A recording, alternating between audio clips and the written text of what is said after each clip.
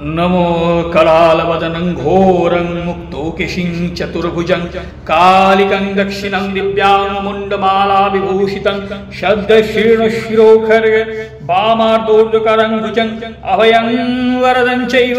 दक्षिणार्धोर्ध्वपाणिकं महामेघप्रभं श्यामं तथा चैव दिगम्बरीं कण्ठावशक्तमुण्डालीगलद्रूधिरचर्चितं कर्णावतं शतनीतशवजुग्मभयानकं घोरदंष्टं करालशङ्कीनं नतोपयोधरं शवानङ्करशंहत्वैकृतकाञ्चिनशन्मुखी श्रीकद्धयोगलदृप्तधाराविस्फुरितनं घोररवन्महारोद्धिं शशानलयवासिनीं बालार्कमण्डलकारलोचनत्युतयान्वितं दन्तरं दक्षिणाभ्यापि मुक्तलुम्बिकचोच्चयं शबरूपमहादेव हृदयपुरुषं स्थितं शिवाविर्गरभावि चतुर्दिक्षसमन्वितं महाकालेन च शमं विपरीततादुरं शूखप्रसन्नवदनं स्मेरन् नरस्मरोरुहम् एवं सञ्चित्वत्कालीं धर्मकामार्थसिद्धिदाम्।